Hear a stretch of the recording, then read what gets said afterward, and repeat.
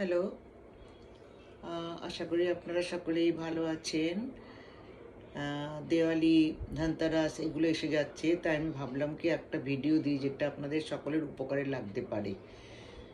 এই ভিডিওটা আমি একটা মানি ম্যাগনেট পট বলে দিচ্ছি।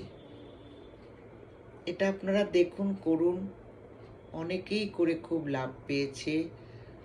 আমি আমার যখন ক্লাস করেছি তখন আমি আমার স্টুডেন্টদের এটা দিয়েছি, তারা করে লাভ পেয়েছে। তা আমি ভাবলাম এটা কেনই বা আমি ভিডিওতে দেব না, আমার বাকি দর্শকেরাও এটা করুক। তো সেটা আমি আপনাদের আজকে বলি।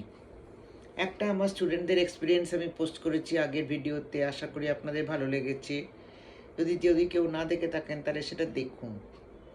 আচ্ছা, আমার নাম স্বপ্না বিশ্বাস, রেকি গ্র্যান্ডমাস্টার। আমি রেকি অনলাইন অফলাইন দুরকমই শেখাই।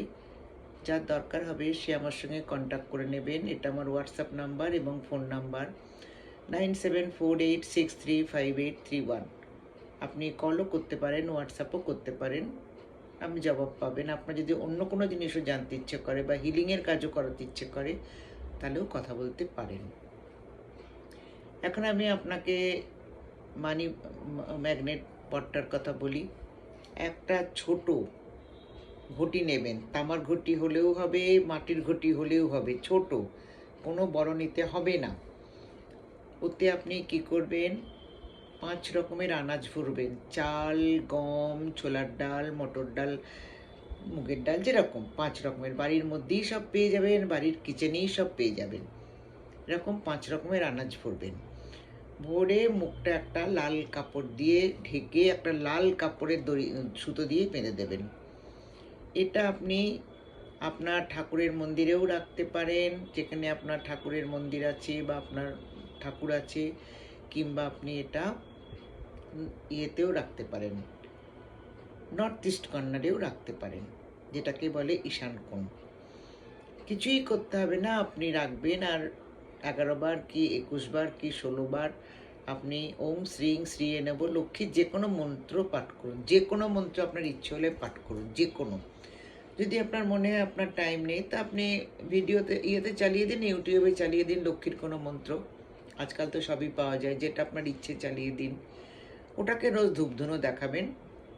যখন ঠাকুরের আরতি করবেন তখনই ওটার উদ্দেশ্যেও করে দেবেন।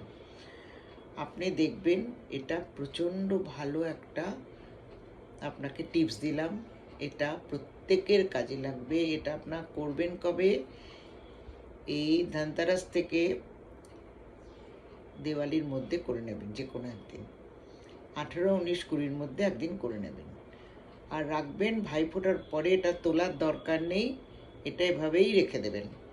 পরের বছর আবার এটাকে আনাজগুলোকে পাখিদের খাইয়ে দেবেন এবং আবার নতুন করে করবেন।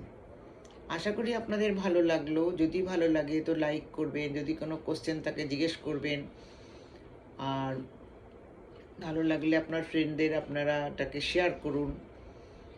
যদি ক্লাস করতে চান আপনারা কথা বলবেন। অনলাইন অফলাইন দুরকম সুবিধা আছে। যারা দূরে থাকে তারা তো অনলাইনই করে। আমার তো প্রচুর বাইরে স্টুডেন্ট আছে, যারা বাইরে থাকে, আউট অফ ইন্ডিয়া, এরকম স্টুডেন্ট আমার কাছে বহুত আছে।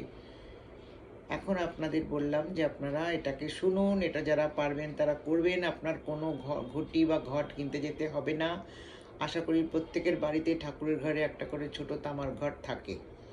করুন, আমার মনে হয় আপনারা ভালো ফল পাবেন। Thank you. যদি কোনো দরকার লাগে যোগাযোগ করবেন।